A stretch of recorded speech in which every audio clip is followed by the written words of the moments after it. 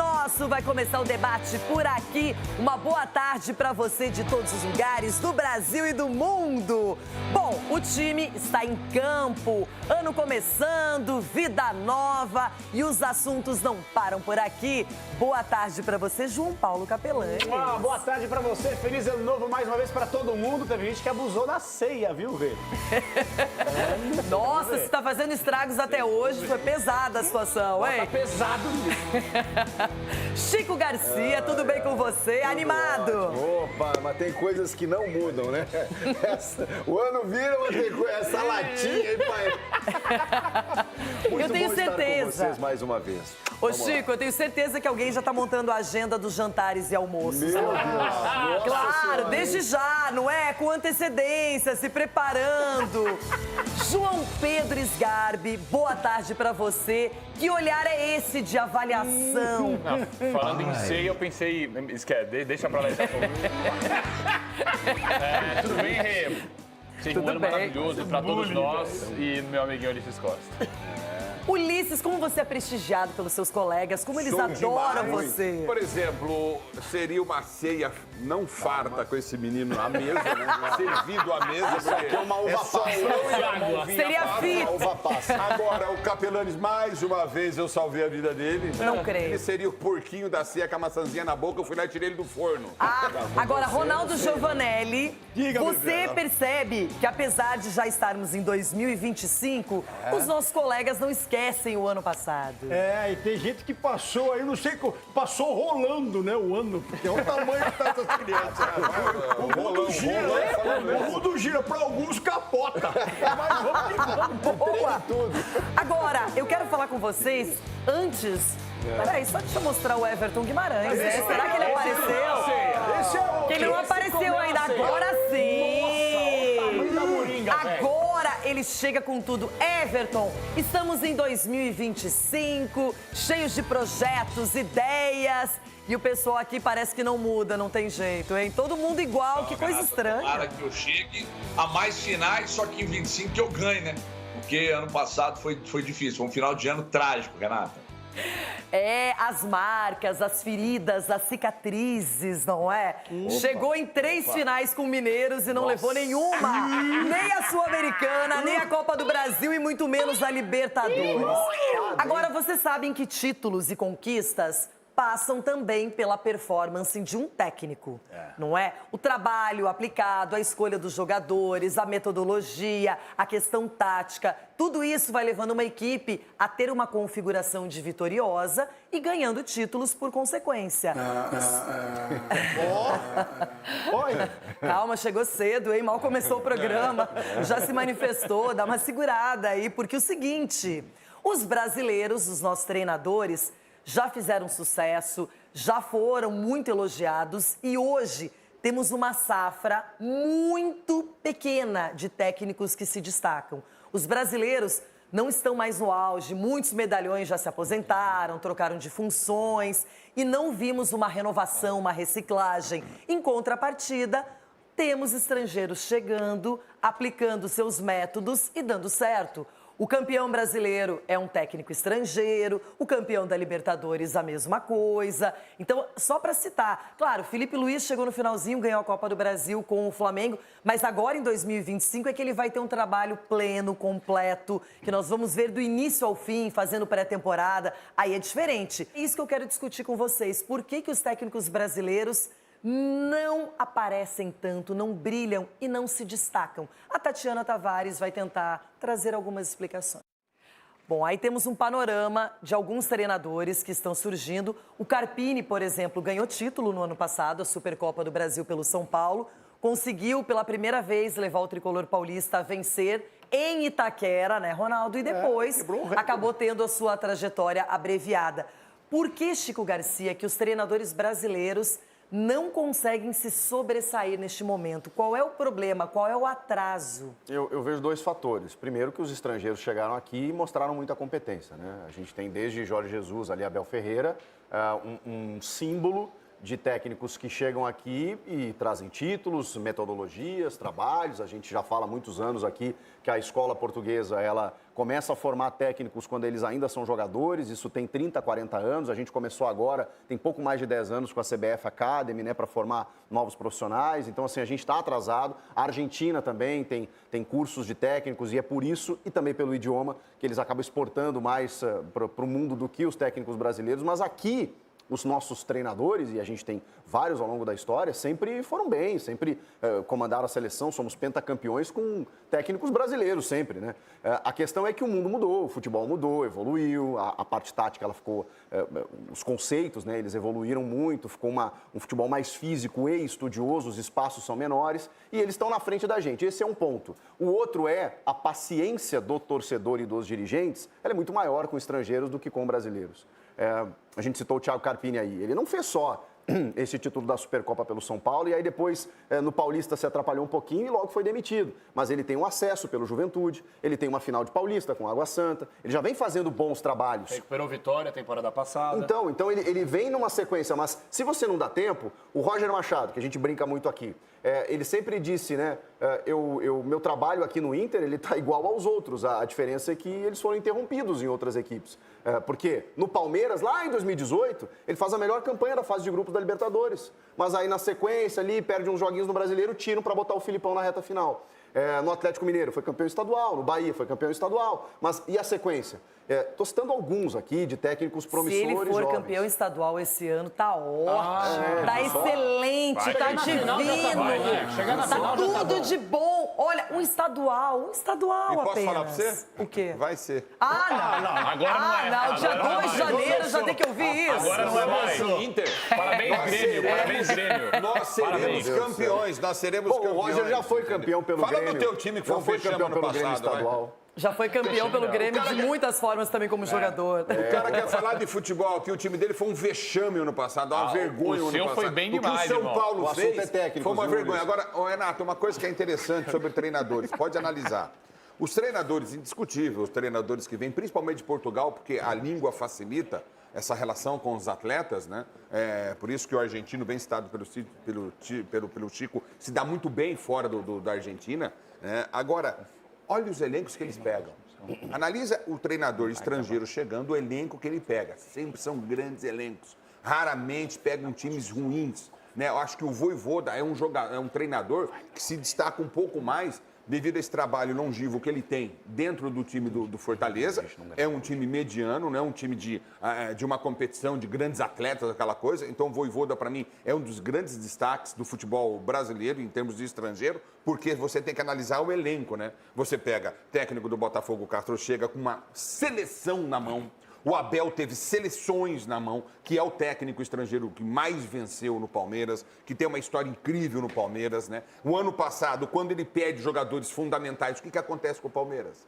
A gente ouviu, todos nós acompanhamos o Tite falar que não trabalharia no ano de 2023, não é? Seleção brasileira, há muito tempo. Assume o Flamengo antes para, teoricamente, preparar o terreno, organizar a casa. Tem um time extremamente competente, com várias peças, um time titular, um time reserva. E, claro, conviveu com lesões dentro do grupo, mas não deu certo. Um cara experiente, um cara que é elogiado. Não vai perder a qualidade o Tite porque fez um mau trabalho no Flamengo, essa é a minha opinião. Agora, por que nesse momento os brasileiros, eles não se atualizam, eles não mudam a metodologia, eles não fazem intercâmbios, eles não prestam atenção, não têm a leitura correta de trabalhos que estão feitos fora do Brasil, porque realmente ficou difícil. Hoje, na hora de contratar, pagando bem, você paga bem para um estrangeiro, mas não paga bem para um brasileiro, porque você prefere apostar em algo que é diferente, para motivar. E aí tem a questão da adaptação, o cara chega no nosso país, às vezes não fala o mesmo idioma, não conhece as cidades, não conhece a logística do dia a dia e mesmo assim dá certo, consegue rapidamente se enquadrar. E é por isso que eu fico pensando, as condições estão aqui, mas os treinadores brasileiros não aproveitam. Eu queria acrescentar só uma coisa, Renata, que nem nos dois treinadores que passaram pela minha cabeça agora, que tiveram a condição de mudar esse status de a gente tentar pensar só em treinador brasileiro. Um cara que poderia ter feito a diferença, o Tite. Por que ele poderia ter feito diferença? Porque ele tinha o material humano na mão. E ele escolheu ainda. Não tô falando de coração, não, senão eu ia esculhambar ele. Adoro quando você é comentarista, Então, eu ia profissional, esculhambar ele, 100%. mas eu não vou esculhambar ele porque o papo é sério. Por quê? Ele teve a chance de mudar toda a característica do treinador brasileiro com um baita de um time na mão e ele não conseguiu. Ele não conseguiu. Um outro cara também que teve, e eu gosto muito mais até do Tite, que foi o Fernando Diniz na seleção brasileira. E ele teve a chance, o Fernando Diniz, com o Fluminense, de mudar o status, a cara dele, quando ele poderia mudar o plano tático dele no jogo decisivo. E ele não fez. Na Libertadores, na Copa do Mundo, ele não fez isso com o Fluminense. Ele poderia ter, vou fechar a casinha, não vou mais ficar saindo aquele jogo, aquela forma de jogar, vou mudar aqui essa característica, porque é o momento de mudar, de crescer na profissão. Ele não fez. Foi mandado embora da seleção também de uma forma que eu não achei legal. Aí quando vem o pessoal de fora, eles fazem o que tem que fazer. Muitas vezes eles não poupam os jogadores, ou muitas vezes você vai no campo, chega lá com o português e ele fala, mudou o time todo. O cara é louco, só que dá certo.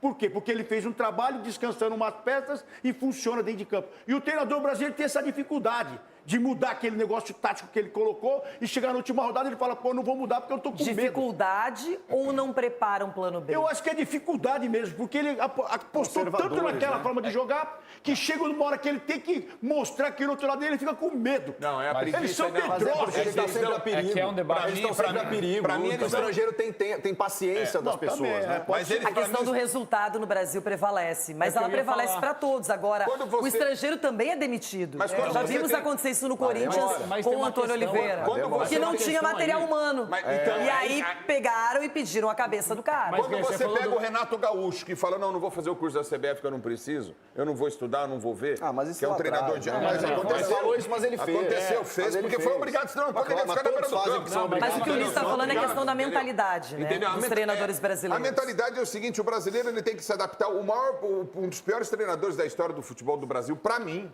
foi o Lazzaroni. Quando ele tenta copiar a maneira da seleção brasileira jogar com o futebol europeu. Gente, nós tivemos nossas características e fomos campeões do mundo. Todas as 5 conquistas jogando com o nosso futebol. A nossa maneira, no talento, na qualidade, tudo. Aí Só veio que o isso, Ulisses, não está sendo suficiente. Sim, porque hoje a questão Mas eu tô tática, a questão física, os europeus, eles ganharam um outro status. E o Brasil parece que ficou observando isso. Daqui a pouco aparece um craque, um gingado, a malemolência, um cara diferente, resolve tudo. E não é assim, Capela. Sabe o que acontece? Eu estava ouvindo muito vocês debatendo, porque esse assunto realmente... De quem que é a culpa de nós não termos uma referência como treinador no mundo? Sempre tivemos. A gente pega aqui o histórico mais recente. Não, mano. Culpa de muita gente. Mas você teve aí sucesso do Felipão fora, comandando a seleção portuguesa, pouca gente lembra. O Luxemburgo poderia ter feito mais, o Real Madrid, mas pelo menos chegou no maior clube do mundo. O meu ponto de vista é que o Chico falou uma frase que eu concordo 100% e eu repito N vezes aqui. O mundo mudou, o futebol mudou e muita gente não se atualizou. Muita gente ficou parada no tempo e acha que o futebol ainda é o mesmo, da década de 70, 80, 90, assim vai. O meu ponto de vista aqui é o seguinte, são duas situações. Infelizmente, o treinador, ele não treina mais para um projeto, ele treina por jogo. Porque se quarta-feira ele tem um projeto, ele jogar e ele não ganhar, quinta-feira ele vai ser cobrado. Sexta-feira toma pressão. Sábado, se empatar, não ganhou, domingo é pedrada, segunda é pedrada. Então, raramente você vê um treinador chegando num clube de futebol, olha, eu vou ter um trabalho de médio e longo prazo aqui, porque os dirigentes muitas vezes são covardes. Muitas vezes são covardes. Por quê? Porque jogam para a torcida. Se a gente parar para pensar em 2023, por exemplo, eu estava fazendo uma retrospectiva aqui. 2023, as grandes sensações, além do Abel Ferreira, claro que é há 4 anos a grande sensação aqui do futebol brasileiro. Só que Como é grande essa como é sensação, grande né? E essa como ele sensação, faz um trabalho exatamente. diferenciado. É isso aí. No passado, Só que as no grandes último. sensações foram Diniz ganhando Libertadores e Dorival ganhando a Copa do Brasil pelo São Paulo. Vira o ano, são 2 caras que o Dorival na seleção é super questionado, um cara que passou o ano inteiro sendo questionado. Derreteram? E o Diniz, tanto no Fluminense quanto no Cruzeiro, extremamente questionados também. Então, parei para pensar, cara, o que faltou para continuar esse trabalho bacana, um trabalho interessante, trabalho bom que esses caras faziam nos clubes, e o Dorival, no caso, teve a oportunidade na seleção. O treinador estrangeiro, na minha opinião, a gente lembra quando o Abel chegou aqui no Brasil, sensação, todo mundo falando dele, e vários brasileiros, que para mim são caras que ficaram parados um pouco no tempo, vários. Não, mas esse treinador, mas esse cara, detonando Aquele Abel. papinho, é arrogante, é isso. Só avaliando a personalidade do Abel e pouco o trabalho dele. Exatamente. Então, ao invés de tentar alcançar o nível técnico que o Abel trouxe para o Brasil, os caras preferiram atacar. Mas esse treinador, mas esse estrangeiro. Jesus sofreu isso O também. Jesus sofreu, os caras sofreram. Só que o Jesus respondeu rápido com títulos também, e 2 no mesmo ano, expressivos, quando a gente fala em Brasileirão e Libertadores, e depois picou a mula, né? Exatamente, só que a gente para pensar. Para mim, falta algo para os brasileiros. Para mim, não é papo de, mas você está ilustrando os europeus. Não, cara, não. Mas para mim, falta sim o brasileiro se especializar um pouco mais. O curso da Argentina, por exemplo, para treinador, é muito melhor. O curso europeu é muito melhor. Então, para mim, falta tanto dos treinadores quanto da CBF abrir portas em relação a isso. Para formar também treinador aqui no Brasil, que é algo que a gente sente falta. Cada vez mais argentinos sendo formados, treinadores. O Crespo fez um grande trabalho lá fora. O próprio Foi Zgodin campeão aqui de no São Paulo aqui também, né? Exatamente. O Bielsa, um cara que também teve um sucesso. Simeone, um cara que nenhum brasileiro teve um sucesso como ele, assim, também. Simeone é a referência treinando. do Felipe Luiz, dito por ele. Exato. Então, para mim, falta também aqui do Brasil uma visão de formar treinador. Eu sinto falta disso. Boa, Vou Sgarbi. começar a dar entrevistas em português de Portugal. Aí, ó. Mano Menezes. Everton Guimarães. Xarope. Everton, você é mais favorável à experiência brasileira ou estrangeira aqui no nosso país? Renata, nós temos. Você chamou atenção aí, bom, em primeiro lugar, um abraço a todos. Você chamou atenção aí, por exemplo, para o trabalho emergente do Felipe Luiz, né, que é um treinador jovem. Obviamente que a gente deve considerar o elenco que o Felipe Luiz tem para trabalhar. Só que o Renato Portaluppi teve o mesmo elenco, uma base de elenco espetacular lá no Flamengo, e não conseguiu fazer jogar, mesmo depois de ter dito antes de assumir o Flamengo que, com tantos milhões, um elenco de tantos milhões, qualquer um não é qualquer um. Não é qualquer um. Vamos pegar por base aqui, no ano passado, né, no nosso futebol mineiro, um treinador brasileiro e um treinador gringo. E aí eu estou falando de Milito e eu estou falando de Diniz. Pega o retorno do Campeonato Brasileiro do Cruzeiro ano passado, pega o retorno do Campeonato Brasileiro do Atlético, aliás, praticamente todo o Campeonato Brasileiro do Atlético, os dois chegaram em finais e os dois perderam, né? O Arthur Jorge ganhou um título para cima do Milito, o Felipe Luiz ganhou um título para cima do Milito. Ou seja, acho que não prevalece tão somente a questão dos gringos. Agora, que os portugueses, no futebol brasileiro, né, os três últimos melhores elencos do futebol brasileiro, os clubes que mais gastaram e investiram, nós estamos falando exatamente dos 3 gringos portugueses que conquistaram títulos de expressão, mas com elencos muito qualificados. A começar pelo Jesus, passando pelo Abel, que é um trabalho mais longevo, e eu sempre disse aqui no Jogo Aberto que, para mim, o Abel é o treinador mais qualificado que já pisou aqui no Brasil. Mas o Jesus, o trabalho do Abel, para mim, é superior, porque o Abel entregou ao longo desses 4 anos mais com menos. Os elencos do Palmeiras eram elencos bons, mas nunca foram elencos bilionários, como o elenco do Flamengo e o elenco do próprio Botafogo, do Arthur Jorge. Então, os 3 portugueses se deram muito bem. A escola portuguesa, tradicionalmente, é uma escola de muito destaque, porque trabalha muito o aspecto tático. Eles trabalham praticamente nada com empirismo, muito com trabalho de estudo, um trabalho tático. Mas nós temos aqui no Brasil treinadores que se destacam, jovens treinadores. Você citou aí, o Carpini fez um trabalho, que eu sou fã incondicional, já disse aqui, fez um trabalho muito bom por onde passou. Quer dizer, no São Paulo, muito criticado e tal. Mas no Água Santa, no Vitória, fez grandes trabalhos, entregou muito com bem menos,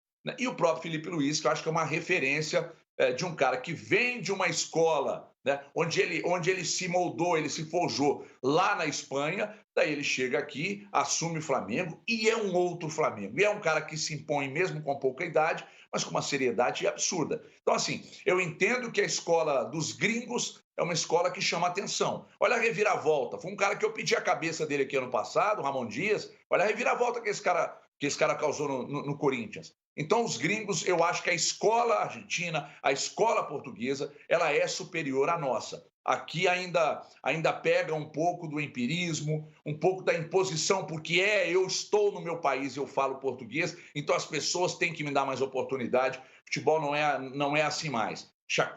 A coisa tomou uma proporção que quem não conseguir trazer novas ideias e se reciclar vai ficar para trás, Renata.